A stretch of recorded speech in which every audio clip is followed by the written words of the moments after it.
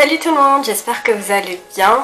Je voulais vous souhaiter un joyeux Noël parce que c'est bientôt le 25. Mais pas un Noël 25, pas un Noël guirlande, pas un Noël sapin. Le 25 décembre, je sais pas si vous le savez, mais c'est une date inventée. Jésus n'est pas né un 25 décembre, c'est pas écrit dans la Bible. Il est né le 25 décembre. Le sapin non plus. En fait, le sapin, ça vient d'une coutume celte. Et les Celtes donnaient des sacrifices, des fruits, tout ça, à leur dieu sous le sapin. Et j'ai découvert que l'Église avait christianisé cette coutume celte. Et c'est pour ça que ça s'est retrouvé de nos jours. En fait, Noël, en fait, la naissance de Jésus, on achète un sapin et on le décore. C'est horrible. Du coup, j'ai banni le sapin et j'ai gardé que les lumières parce que quand Jésus est né, il y avait la lumière de cette étoile-là. Je me suis dit c'est symbolique et puis j'aime bien la déco, mais pour moi, ça, la déco là, ça c'est pas Jésus.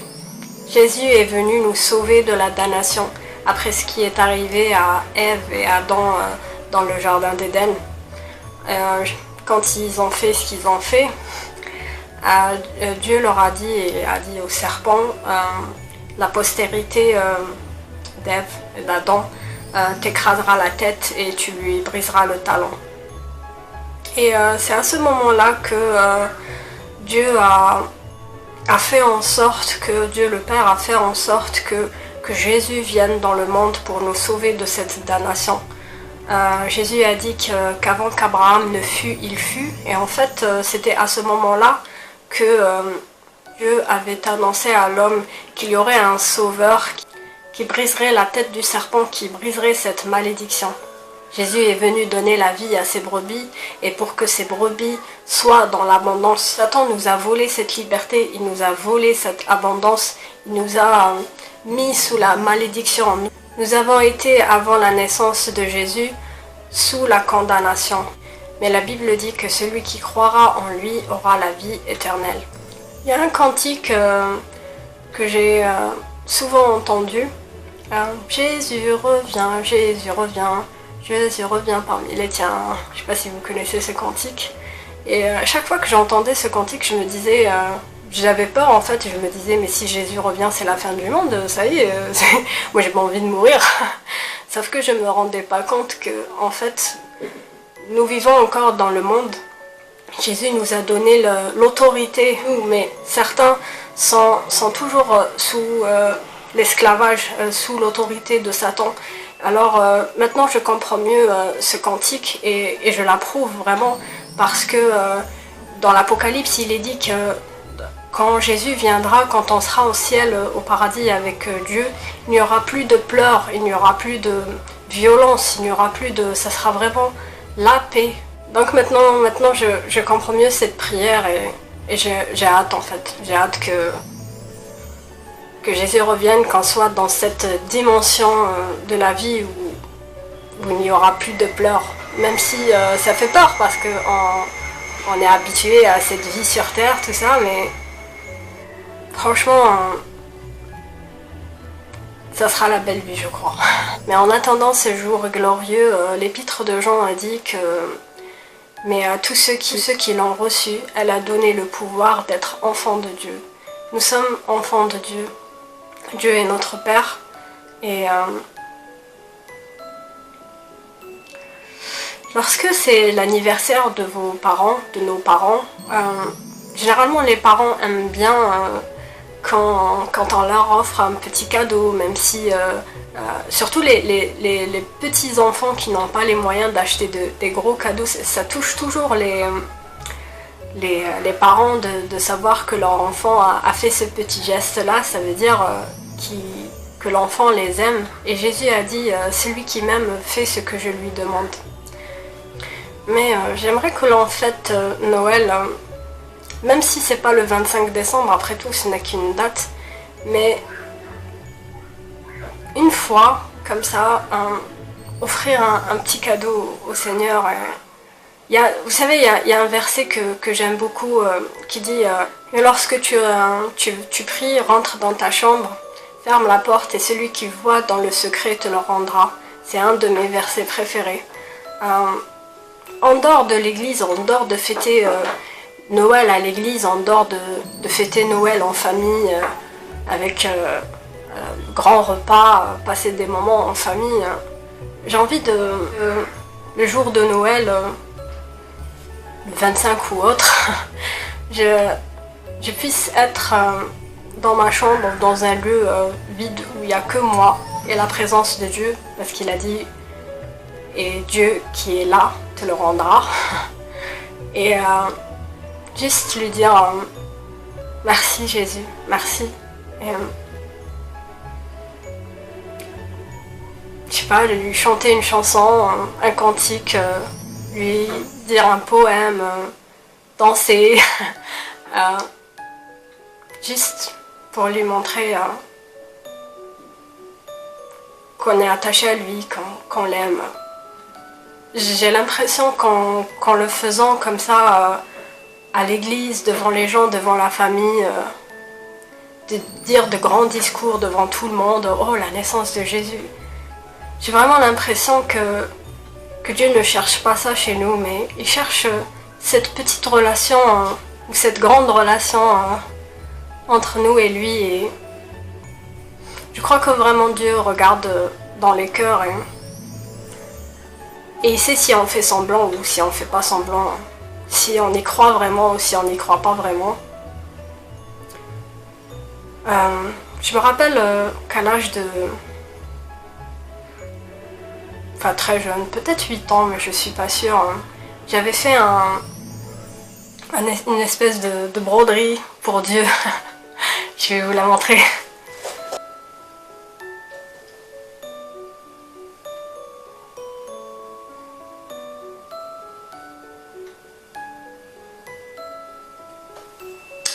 J'avais utilisé un mouchoir à ma mère, le mouchoir est blanc, il est plus tout blanc. Et j'avais fait une petite broderie dessus. Je ne l'avais pas montré aux gens, je voulais juste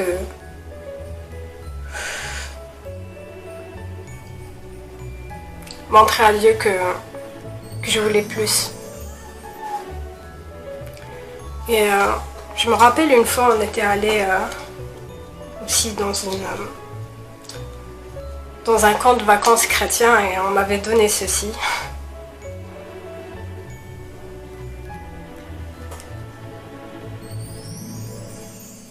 Je cache mon nom, mais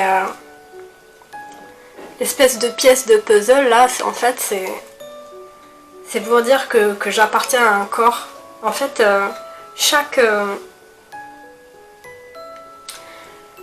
membre qui était avec moi dans ce camp de vacances pour jeunes chrétiens avait ce petit truc là. J'espère que les autres aussi l'ont gardé. Je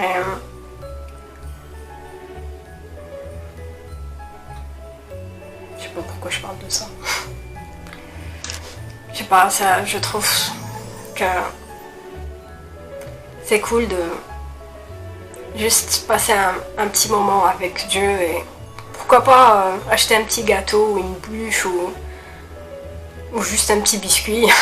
Vous mettez une bougie dessus et lui dire joyeux anniversaire Jésus, merci pour ce que tu as fait pour moi, merci pour ta naissance. Et ça restera juste entre vous et lui. Ne le dites pas aux autres, faites-le juste entre vous et lui. Ne le montrez pas, que votre main gauche ne sache pas ce que votre main droite le fait. Mais ça c'est pour l'aumône, hein.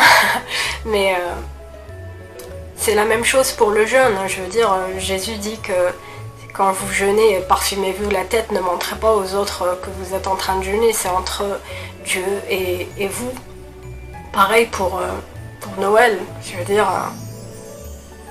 c'est juste un petit clin d'œil pour dire à Jésus je t'aime, voilà.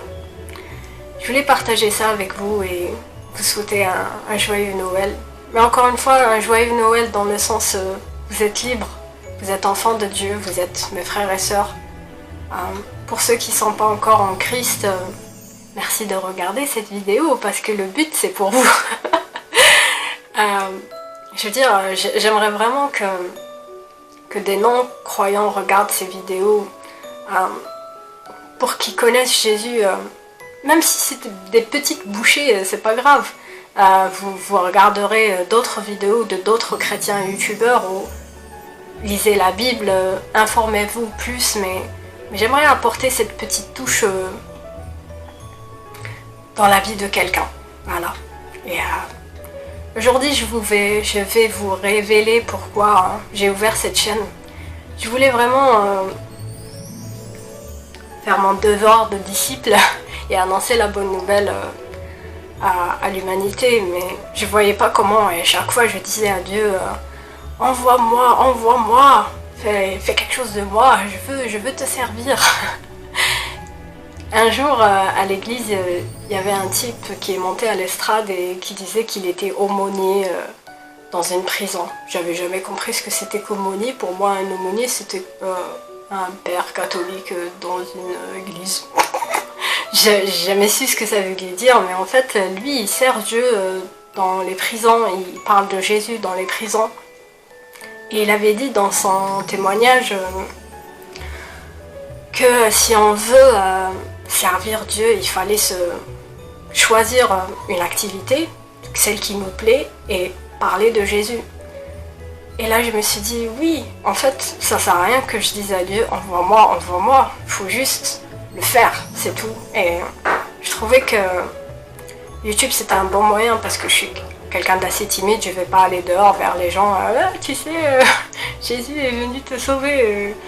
J'aimerais bien, hein, mais c'est pas le cas. Et au départ c'était juste pour... je voulais juste en fait partager le fait que j'ai vu Jésus. Je voulais qu'il y ait plus de témoignages là-dessus parce que j'avais cherché si des gens avaient vécu la même chose que moi et en fait ça se compte sur les doigts des mains. Je veux dire, il n'y en a pas tant que ça et je voulais rajouter mon témoignage pour qu'il y en ait plus, pour qu'on parle plus de lui parce que je suis sûre qu'il y a beaucoup de personnes qui l'ont vu et qui n'ont pas témoigné face caméra, vous voyez. Et il est tellement merveilleux que j'ai envie de crier à tout le monde « Regardez Jésus, voilà ce qu'il a fait pour moi !» Et c'est déjà fait et ça m'a plu. Ça m'a plu de faire des vidéos, parler de Jésus, parler de ce qu'il a fait pour moi, parler de sa naissance, parler de lui, parler de la Bible. C'est un peu ma passion et je suis très contente de le faire et je suis très contente d'avoir continué à le faire.